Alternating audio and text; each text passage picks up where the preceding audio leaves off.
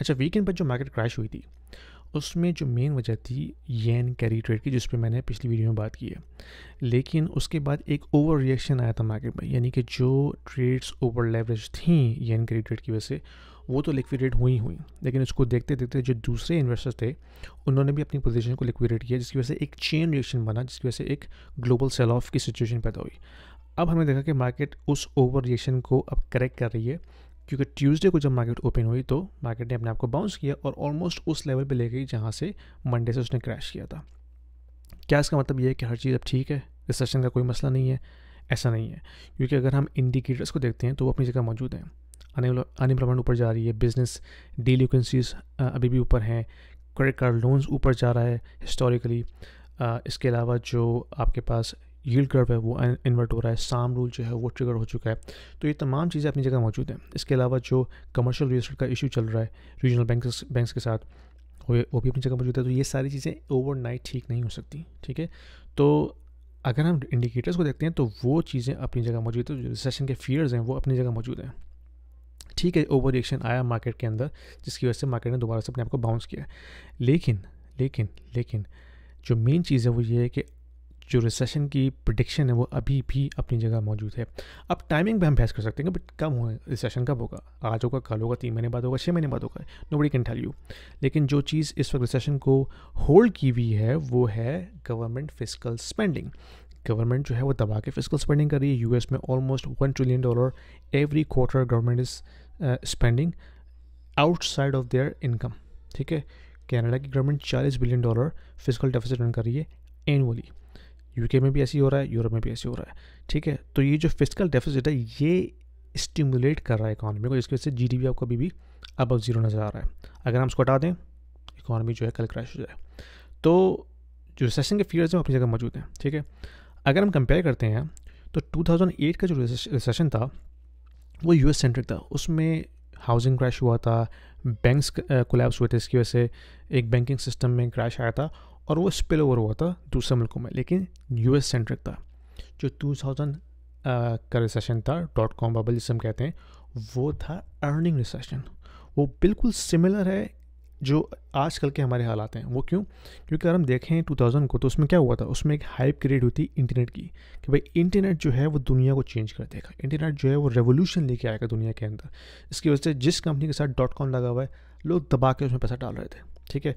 तो जो वैल्यूएशन थी कंपनीज़ की उस वक्त वो इंतहाई अनरियलिस्टिक थी।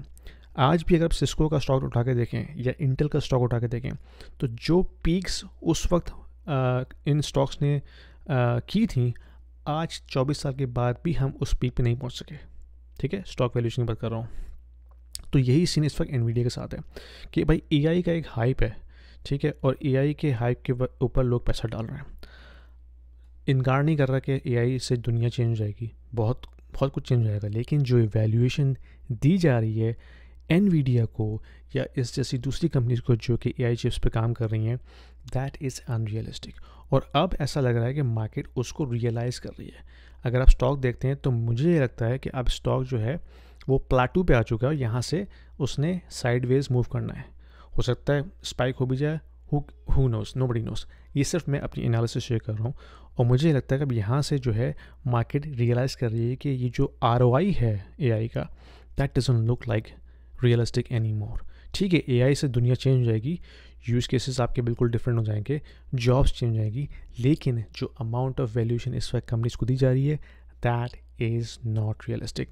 और इसी को हम कहते हैं अर्निंग रिसेशन, कि जब अर्निंग्स आपकी कंपनीज की जब वो उस एक्सपेक्टेशन पे नहीं आएंगी तो फिर अर्निंग्स रिड्यूस होंगी, जिसकी वजह से एक अर्निंग रिसेशन क्रिएट होगा। तो अब इसका इम्पैक्ट पूरी दुनिया पर आएगा। यूएस पे कम आएगा क्योंकि यूएस की इकॉनमी जो है वो इतनी ज़्यादा फ्रेजाइल नहीं है, हाउसिंग उनकी इतनी ज़्यादा ओवरब्लोन नहीं है, ठीक है।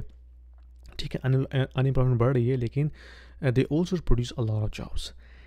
दूसरे कंट्रीज यानी कि कनाडा को देखते हैं तो उन पे बहुत इम्पैक्ट आएगा, क्योंकि कनाडा की इकॉनमी जो है वो चलती ही हाउसिंग पे थी। हाउसिंग अब ऑलमोस्ट स्टैगनेंट हो चुकी है, तो हाउसिंग ने हमें अपनी बचाना, तो हमें जो चीज़ बचाएगी वो बचाएगी प्राइवेट सेक्टर। प्राइवेट सेक्टर में अगर इन्वेस्टमेंट होगी, वहाँ पे जॉब्स क्रिएट होंगी, then we may be able to recover from it, otherwise it is going to be a very nasty recession for Canada.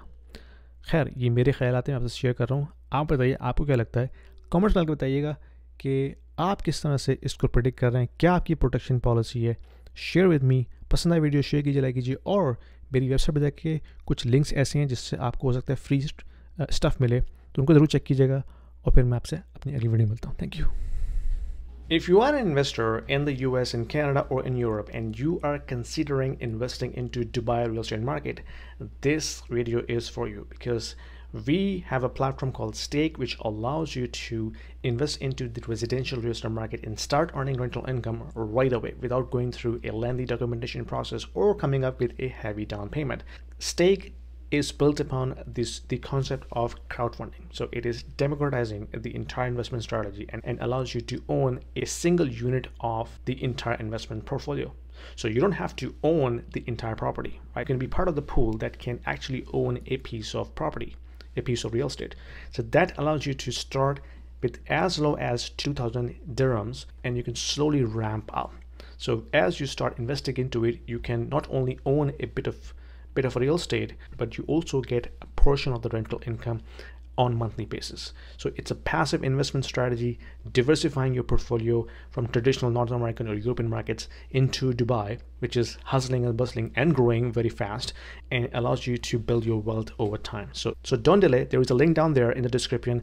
If you click on this, it will give you free 200 dirhams in your account right away to start with, and you can thank me later.